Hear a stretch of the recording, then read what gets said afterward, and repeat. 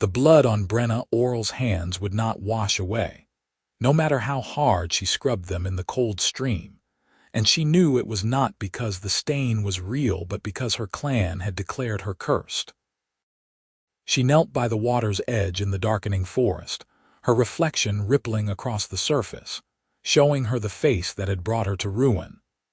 High cheekbones that caught the light too delicately, eyes too large and luminous for an orc, skin a shade of green so pale it seemed almost touched by moonlight, and tusks so small they barely protruded past her lips.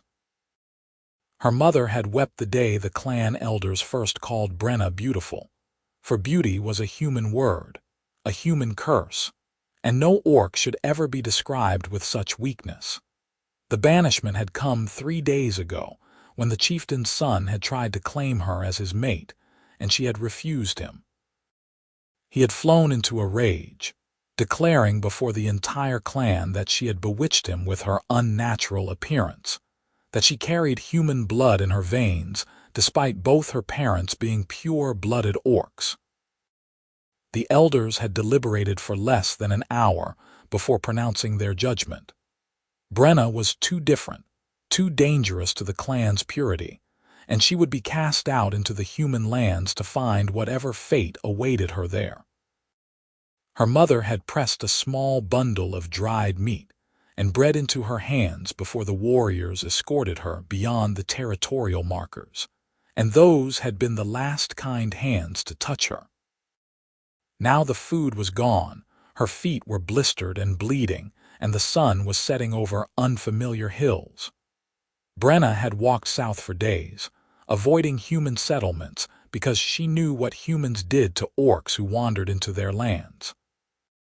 She had seen the bodies strung up as warnings along the border roads, had heard the stories of orc raiders met with arrows and swords and fire. But the wilderness was vast and empty, and she had no idea how to survive alone in it. Her clan had been her entire world, and without them, she was nothing but a frightened girl with nowhere to go and no one to turn to. The tears came then, hot and shameful, streaming down her face as she crouched by the stream. She pressed her fists against her eyes, trying to stop the flow, but her body shook with sobs that seemed to tear themselves from her chest. She had been strong during the banishment, had held her head high as they drove her away, but now there was no one to see her weakness, and the grief poured out of her like a wound finally opened. She wept for her mother, for the friends who had turned their faces away, for the life she had known and lost, and for the terrifying emptiness of the future that stretched before her. "Miss, are you hurt?" The voice came from behind her, gentle and concerned, and Brenna whirled around with a gasp, scrambling backward into the shallow water. A human man stood at the edge of the clearing, his hands raised in a gesture of peace. He was tall and broad-shouldered, with brown hair that fell to his collar and a face weathered by sun and wind. He wore simple farmer's clothes, homespun and patched, and carried a walking stick in one hand. His eyes were a warm hazel color, and they looked at her with something that was not fear or hatred but genuine worry. "Please," he said quietly, taking a careful step forward. "I heard crying. I did not mean to startle you." Brenna's heart hammered in her chest. She had been so lost in her grief that she had not heard him approach, and now she was trapped with her back to the stream and a human blocking her escape. She tensed, ready to fight or flee, but the man made no aggressive movement. He simply stood there, his expression open and kind, waiting for her to respond. "I am fine," she managed to say, though her voice came out thick and unsteady. "Leave me alone." The man's gaze traveled over her, taking in her torn clothing, her bare feet, and the obvious exhaustion in her frame. "You do not look fine," he said gently. "You look like you have been walking for days. Are you lost? Do you need help?" "I need nothing from humans," Brenna said, trying to inject strength into her words. But even as she spoke, her stomach cramped with hunger and her legs trembled beneath her. She saw the man notice this, saw something shift in his expression from concern to determination. "My name is Samuel Brennan," he said, lowering his hand slowly. "I have a homestead about a mile from here. I was checking my trap lines when I heard you. I know you have no reason to trust me, but I cannot in good conscience leave you out here alone. The wolves hunt these woods at night, and there are human bandits who would not be as friendly as I am trying to be." He paused, then added softly, "Please, let me help you." Brenna stared at him, her mind racing. Every instinct told her to run, to put distance between herself and this human, but her body was failing and she knew she would not survive another night in the wilderness without food or shelter. She studied Samuel's face, searching for signs of deception or cruelty, but found only patience and genuine compassion. It made no sense. Humans hated orcs. Why would this one offer to help her? "Why?" she asked, her voice barely above a whisper. "Why would you help an orc?" Samuel was quiet for a moment, his eyes thoughtful. "My father was a soldier," he said finally. "He fought in the border wars 20 years ago. He came home with stories of the terrible things he had seen, the violence on both sides, the way fear and hatred twisted good people into monsters. He told me that he had seen orc mothers protecting their children just like human mothers did, had seen orc warriors show mercy when they did not have to, had seen that orcs were not the demons the generals claimed they were.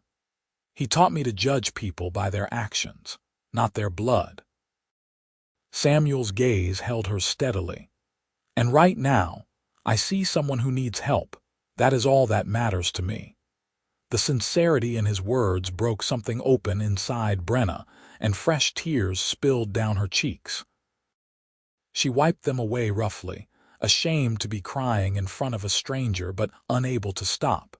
Samuel waited patiently, not moving closer but not leaving either, until she finally nodded. "I have nowhere else to go," she admitted, her voice breaking. "My clan banished me. I do not know how to survive out here alone." "Then come with me," Samuel said simply. "You can rest at my home tonight, get some food in you, and we can figure out what to do in the morning. No strings attached. I promise I will not hurt you." Brenna pushed herself to her feet, swaying slightly as dizziness washed over her. Samuel started to reach out to steady her, then caught himself and let her find her own balance. She appreciated that small show of respect, and it gave her the courage to follow him as he turned and began walking through the trees. They moved in silence, Brenna staying a few paces behind, until they emerged into a small clearing where a sturdy log cabin stood surrounded by a vegetable garden and a chicken coop. Smoke curled from the chimney, and warm light glowed in the windows. "I live alone," Samuel explained as he led her to the front door. "So you do not need to worry about anyone else. Make yourself comfortable while I get some food ready." The inside of the cabin was simple but clean, with a large fireplace dominating one wall and a rough wooden table surrounded by chairs in the center of the room. Shelves lined the walls, filled with jars of preserves and bundles of dried herbs. A bed stood in one corner, neatly made, and a door led to what appeared to be a small storage room. Brenna stood awkwardly by the entrance, not sure where to go or what to do, until Samuel gestured to one of the chairs. "Sit," he said kindly. "You look ready to collapse." Brenna sank into the chair gratefully, her legs giving out beneath her. She watched as Samuel moved around the kitchen area, building up the fire and setting a pot of something to warm on the hook above the flames. He moved with practiced efficiency, his hands sure and steady, and Brenna found herself relaxing slightly despite her wariness. He had not lied about living alone, and he had made no move to threaten or trap her. Perhaps she had stumbled upon the one kind human in these lands. "Here," Samuel said, placing a bowl of thick stew in front of her along with a chunk of bread. "It is just rabbit and vegetables, but it will fill your stomach." Brenna stared at the food, her mouth watering. She wanted to maintain her pride, to refuse his charity, but she was too hungry and too tired to pretend. She picked up the spoon and began eating, trying not to wolf down the meal too quickly. The stew was rich and savory, seasoned with herbs she did not recognize, and it was the most delicious thing she had ever tasted. Samuel sat down across from her with his own bowl and ate quietly, not staring at her or making her feel uncomfortable. When she had finished, scraping the bowl clean and eating every crumb of bread, Samuel took the dishes and washed them in a basin by the window. "You can take the bed tonight," he said over his shoulder. "I will sleep by the fire." "No," Brenna protested, standing up too quickly and swaying again. "This is your home. I cannot take your bed." Samuel turned to face her, his expression gentle but firm. "You are my guest and you are exhausted. I insist." When she opened her mouth to argue further, he added, "Please, it would make me feel better to know you are comfortable." Brenna did not have the energy to fight him. She nodded slowly and moved toward the bed, sitting down on the edge of the mattress. It was soft, far softer than the sleeping furs she had known in her clan, and it seemed to embrace her aching body. Samuel handed her a clean blanket and then busied himself arranging bedding by the fireplace. "Samuel," Brenna said quietly, and he looked up at her. "Thank you. I do not understand why you are being kind to me, but thank you." He smiled, and it transformed his face from merely pleasant to genuinely handsome. "You do not need to thank me for doing what is right," he said. "Get some rest. Everything will look better in the morning." Brenna lay down and pulled the blanket over herself, and despite her fear and uncertainty, sleep claimed her almost immediately. She slept deeply and dreamlessly, her body surrendering to exhaustion, and when she woke the sun was streaming through the windows and the smell of cooking food filled the cabin. She sat up slowly, disoriented, and found Samuel at the table, preparing breakfast. "Good morning," he said cheerfully. "I hope you slept well." Brenna nodded, pushing her hair back from her face. "Better than I have in days." They ate together, and then Samuel showed her to the small washroom where she could clean herself properly. He provided her with clean water and soap, and even found her a change of clothes that had belonged to his mother, he explained, before she passed away several years ago. The shirt and trousers were too large for Brenna, but they were clean and whole, and she felt more human after washing away the grime of her journey. Over the next few days, a pattern emerged. Samuel never pressured her to leave or questioned her presence. Instead, he simply went about his daily routines, tending his garden, checking his traps, chopping wood, and repairing things around the homestead. Brenna found herself helping without being asked, her orc strength making tasks like splitting logs or hauling water easier than they would be for Samuel alone. He thanked her for her help, but never acted as though she owed him anything, and slowly, cautiously, Brenna began to trust him. They talked in the evenings, sitting by the fire after dinner. Samuel told her about his life, how he had inherited the homestead from his father and chosen to live simply rather than seeking fortune in the towns. He spoke of the seasons and the land, of his neighbors who lived miles away, of the satisfaction he found in growing his own food and living by his own hands. Brenna, in turn, told him about her clan, about the traditions and the hierarchy, about her mother's kindness and her father's stern pride. She told him haltingly about why she had been banished and watched his face carefully for signs of judgment or mockery. "That is absurd," Samuel said when she finished, his voice heated with anger on her behalf. "They punished you for how you were born, for something you had no control over." They said I was a bad omen, Brenna explained, wrapping her arms around herself. That my appearance would weaken the clan, make them seem less fearsome. The chieftain's son wanted me because I looked different, and when I refused him, he used that same difference to turn everyone against me. Samuel shook his head in disgust. I am sorry you had to go through that. No one deserves to be cast out of their home for such foolish reasons. His words warmed something inside Brenna that had been cold since the banishment. She found herself watching him more as the days passed, noticing the way he moved with quiet confidence, the gentleness in his hands as he tended his plants, the patience in his voice when he explained something to her. He was kind not just to her but to everything around him, treating even the chickens with consideration. It was so different from the harsh world of her clan, where strength was valued above all else, and tenderness was seen as weakness. One afternoon, about 2 weeks after her arrival, Brenna was working in the garden when she heard shouting from the direction of the road. She straightened, her heart leaping into her throat, and saw 3 men on horseback approaching the homestead. Samuel emerged from the cabin, his expression wary, and positioned himself between the riders and Brenna. "Can I help you, gentlemen?" Samuel called out, his voice steady but cautious. The lead rider, a heavy-set man with a scarred face, sneered down at him. "We are looking for an orc that was spotted in these woods. Green skin, female. You seen anything like that around here?" Brenna's blood ran cold.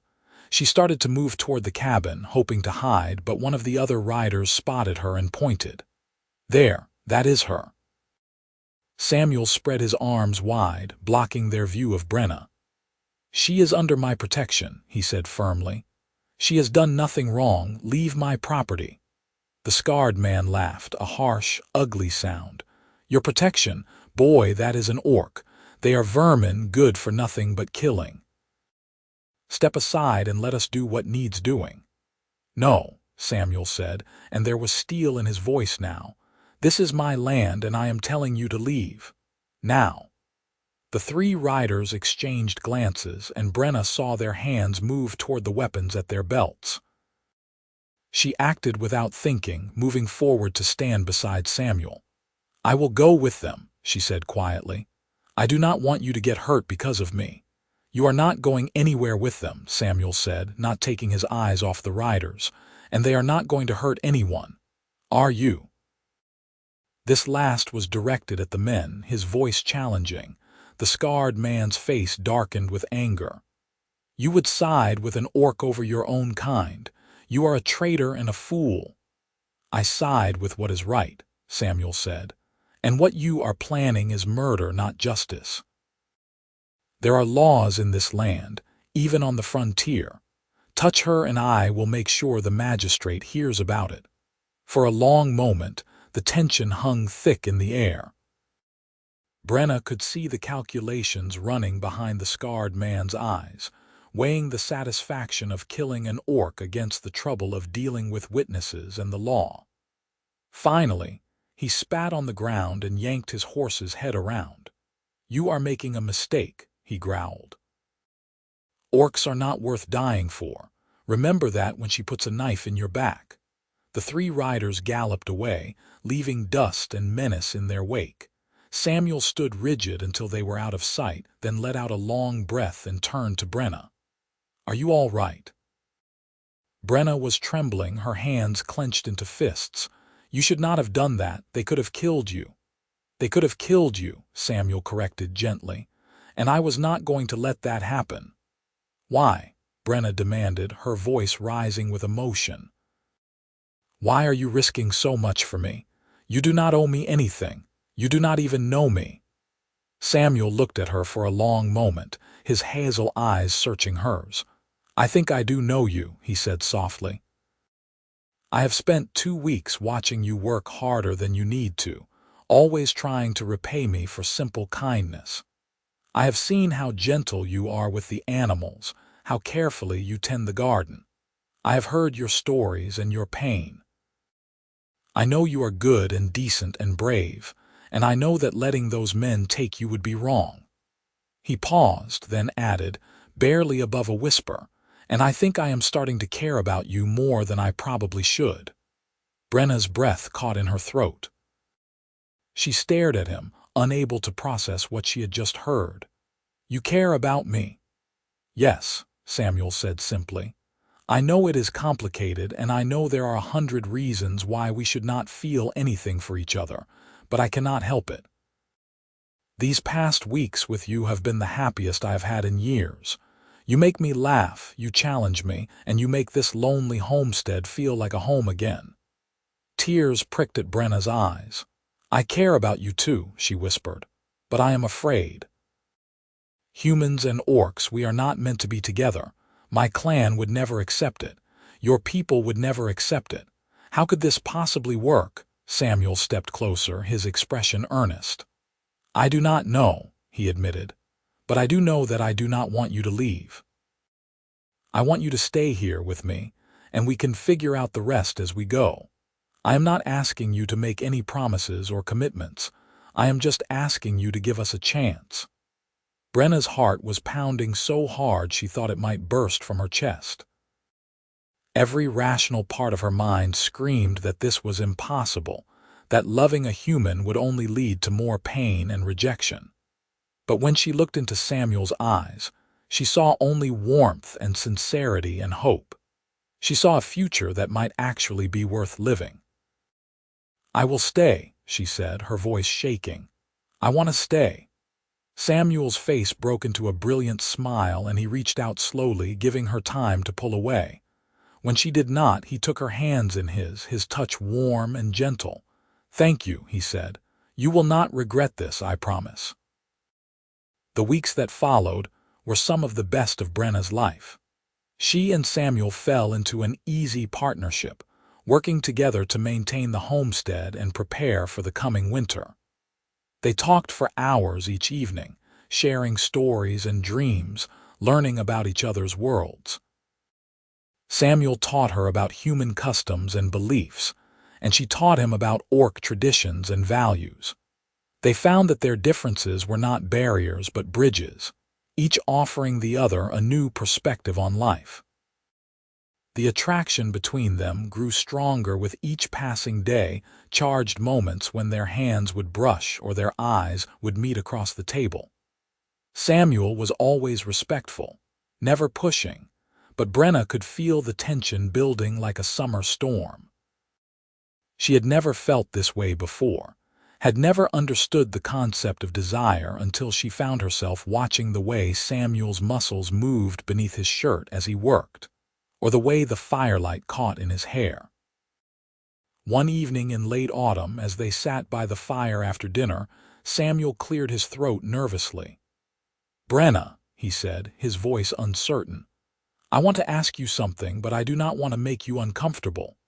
"Ask," Brenna said, turning to face him fully. Samuel took a deep breath. "May I kiss you?" The question hung in the air between them, vulnerable and hopeful.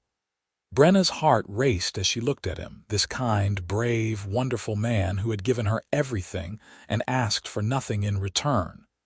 She nodded, unable to form words, and Samuel leaned forward slowly. When their lips met, it was gentle and tentative, a question and an answer all at once.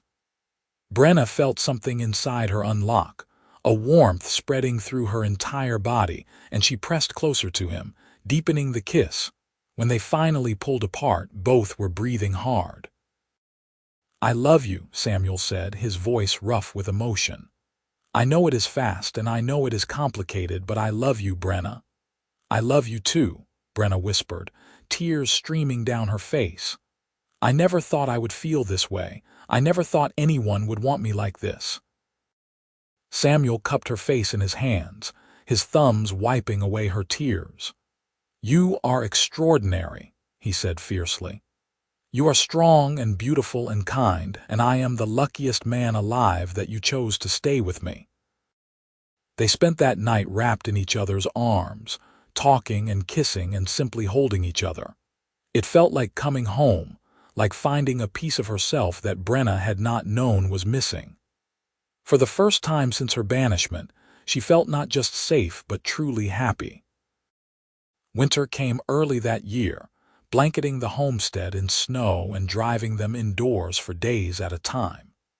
But the cabin was warm and cozy, and they had laid in plenty of supplies. They spent their days working on indoor projects, Samuel repairing tools while Brenna learned to weave baskets from dried reeds. They cooked together, experimenting with combining orc and human recipes, and spent their nights curled up by the fire, sometimes talking, sometimes simply enjoying the comfortable silence. It was during one of these quiet evenings, about 3 months after Brenna's arrival, that Samuel pulled out a small wooden box from a shelf. He opened it carefully and withdrew a simple silver ring, its surface worn smooth with age. "This was my mother's," he said softly, holding it up to the firelight. "She wore it every day until she died. My father gave it to me before he passed, told me to give it to the woman I wanted to spend my life with." He turned to Brenna, his expression nervous but determined.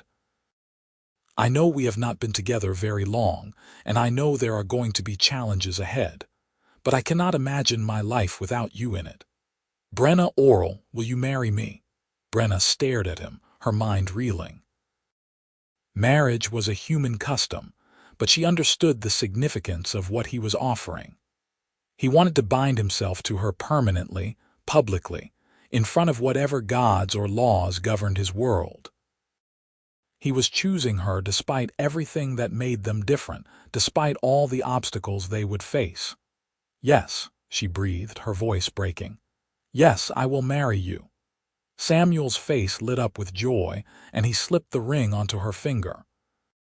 It fit perfectly, the silver warm against her green skin. He pulled her into a kiss that was deep and passionate, and Brenna felt herself falling into it, into him, into the promise of the future they would build together. The wedding took place a month later in the small frontier church 2 villages over, where the elderly priest was known for his progressive views and his willingness to perform ceremonies that other clergy would refuse. Samuel had sent word to a few trusted neighbors, and a small group gathered to witness their union. Brenna wore a simple white dress that Samuel had commissioned from a seamstress who asked no questions, and she had woven flowers into her dark hair. Samuel wore his best clothes, cleaned and pressed, and he could not stop smiling as he waited for her at the altar. When the priest asked if anyone objected to the union, there was a tense moment of silence. Brenna half expected the scarred rider and his companions to burst through the doors, or for her former clan to appear and drag her away. But no one spoke, and the priest continued with the ceremony. They exchanged vows, speaking words of love and commitment that felt both ancient and brand new. When the priest pronounced them husband and wife, Samuel kissed her in front of everyone, claiming her publicly and proudly, and Brenna felt her heart swell with a happiness so intense it was almost painful. The small gathering moved back to the homestead for a simple celebration, with food and drink and music provided by a neighbor who played the fiddle. Brenna danced with Samuel under the stars, his arms around her waist, her head on his shoulder, and felt that she had finally found where she belonged. These humans who had come to witness their wedding had accepted her, or at least accepted Samuel's choice, and that was more than she had ever dared to hope for. As the guests departed and night fell fully, Samuel and Brenna returned to their cabin, to the bed they now officially shared, and consummated their marriage with tenderness and passion. Afterward, lying in each other's arms, Brenna traced patterns on Samuel's chest with her fingers. "Do you think we will be all right?" she asked quietly. "Do you think we can really make this work?" Samuel pressed a kiss to the top of her head. "I think we already are making it work," he said. "We have survived your clan's rejection, survived those riders, survived a whole winter together." We have built something real here, something worth fighting for. As long as we have each other, we can face whatever comes.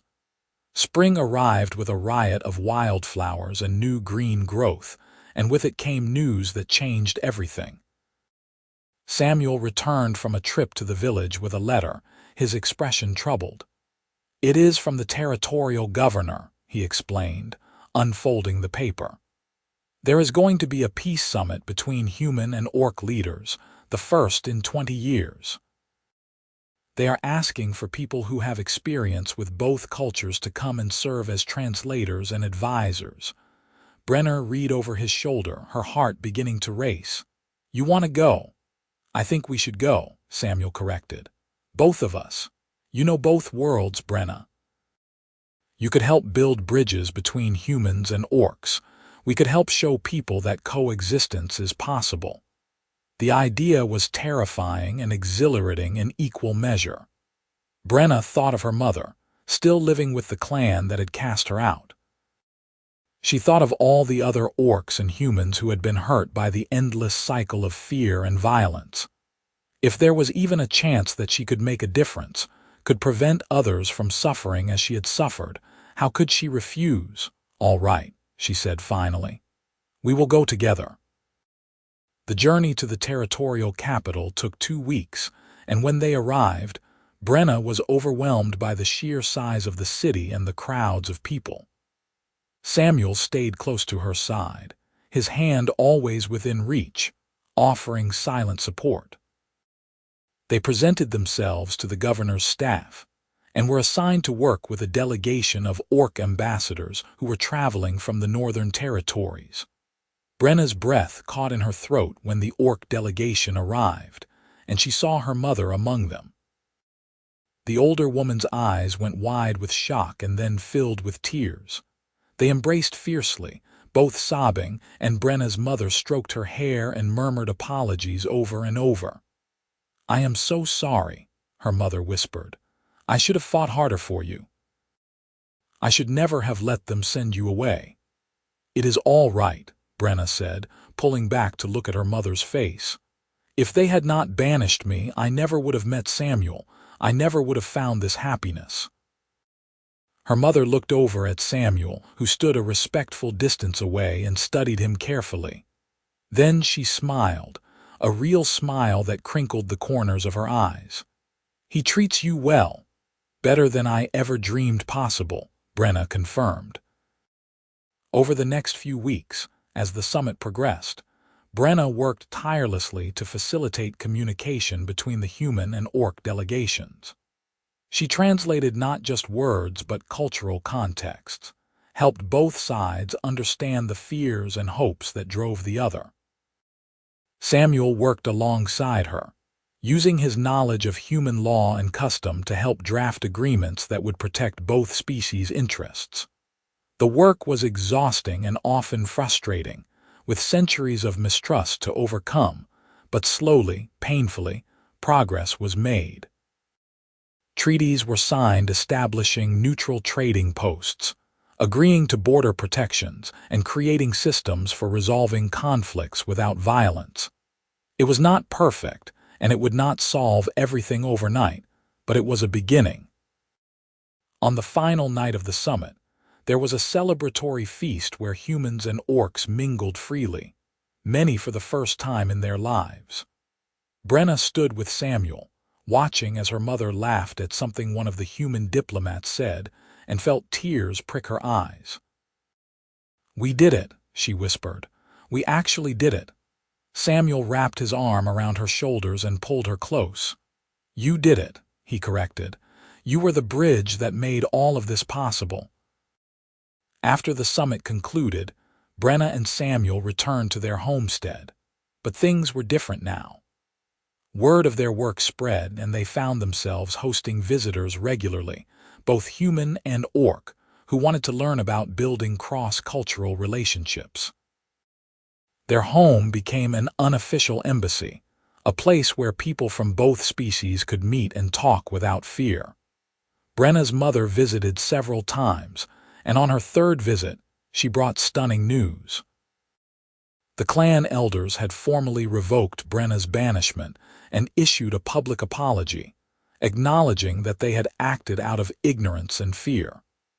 Brenna was welcome to return to the clan if she wished. But when Brenna looked around at the life she had built, at the husband she loved, at the garden they had planted together and the friends they had made, she knew where she belonged. "Thank you," she told her mother, "but my home is here now." Her mother nodded, understanding in her eyes. "Then I will visit often," she said, "and perhaps other members of the clan will as well. You are doing important work here, my daughter. I am proud of you." 5 years after Brenna had stumbled into Samuel's life, weeping and lost, they stood together on their porch watching the sun set over the hills. The homestead had grown, with additional buildings to accommodate the school they had started for human and orc children to learn together. Brenna's stomach was round with their first child, a miracle that the healers had said was rare but not impossible between their species. "You ever regret it?" Samuel asked, his hand resting gently on her belly. "Staying with me instead of returning to your clan?" Brenna turned to him, seeing the gray beginning to thread through his hair, the laugh lines around his eyes, the face she had come to love more than her own life. "Never," she said firmly. "You gave me everything. You gave me a home when I had none, love when I thought I was unlovable, and a purpose that goes beyond anything I could have imagined. You are my clan now, Samuel. You and our child and this life we have built together." Samuel kissed her tenderly, his hand cradling her face. "I love you," he said. "Today and always." "Today and always," Brenna echoed, and knew with absolute certainty that she meant it. The future stretched before them, full of possibilities and challenges, but they would face it together. Two people from different worlds who had found each other in the darkness and built something beautiful from their differences. Their love had not just saved them both, but had helped begin healing the rift between their peoples. And as the stars began to emerge in the darkening sky, Brenna leaned into Samuel's embrace and felt completely, perfectly at peace. Their child was born in the spring, a healthy boy with his father's hazel eyes and his mother's pointed ears, skin a soft olive green that was neither fully human nor fully orc but beautifully, perfectly himself. They named him Thomas, after Samuel's father, and from the moment Brenna held him in her arms, she knew that this was what her clan had feared. Not weakness, but the power of love to transcend boundaries. Her son represented the possibility of a new world, one where human and orc were not enemies but family. Word of the baby spread quickly through both communities, and visitors came from far and wide to see this symbol of hope. Some came with suspicion and mistrust, but when they saw the joy in Samuel and Brenna's faces, when they saw how tenderly they cared for their son, even the most hardened skeptics found their prejudices softening. Children, both human and orc, who attended the school that Samuel and Brenna ran, played together without any sense that they were supposed to be different or enemies, and their innocence showed the adults what was possible. Brenna's mother became a constant presence in their lives, doting on her grandson and helping Brenna navigate the challenges of motherhood. She brought gifts from the clan, beautiful hand-woven blankets and carved toys, tokens of acceptance and apology. Other orcs from Brenna's former clan began visiting as well, curious about the life she had built, and many left with changed perspectives. The homestead thrived, becoming a true community center where humans and orcs worked side by side on projects that benefited everyone. They built a new well together, constructed a communal barn for storing grain, and established regular trade routes that brought prosperity to the entire region. What had started with one orc girl's banishment and one human man's kindness had blossomed into something that changed the shape of the frontier. On their 10th wedding anniversary, Samuel surprised Brenna with a gift. He had been working in secret for months, and when he led her outside with her eyes covered, she gasped at what she saw. He had carved a beautiful wooden sign and mounted it above the entrance to their property. It read in both human and orc script, "Haven Homestead, where all are welcome." "This is what you have made," Samuel said softly, his arms around her from behind. "A haven, a place where anyone can come and be accepted for who they are. You took your pain and your exile and turned it into something beautiful that helps others. I am in awe of you, Brenna." Brenna turned in his arms, tears streaming down her face. "We did this together," she insisted. "You believed in me when no one else did. You showed me that love could exist across any divide. None of this would have been possible without you." They kissed under the sign, their son playing in the yard nearby, and Brenna felt the circle complete. She had been cast out for being different, for being beautiful in ways her people could not accept, but that difference had led her to Samuel. Her beauty, which her clan had feared, had not cursed her but had been the catalyst for everything good in her life. She had found love, purpose, family, and belonging, not despite being cast out but because of it. The sun set over Haven Homestead, painting the sky in brilliant oranges and golds, and Brenna looked out over the land she and Samuel had built together. She thought of the frightened girl who had knelt weeping by the stream, certain her life was over, and wished she could tell that girl what was waiting for her. That the human man who found her would not just save her life but would give her reasons to live it. That their love would help heal wounds generations old. That from her banishment would come blessing. But she did not need to tell that girl anything, because she had lived it all. She had walked through the fire of rejection and come out the other side forged into something stronger.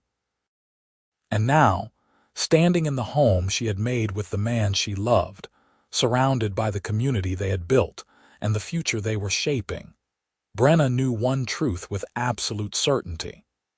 She was exactly where she was meant to be, and she would not change a single step of the journey that had brought her here.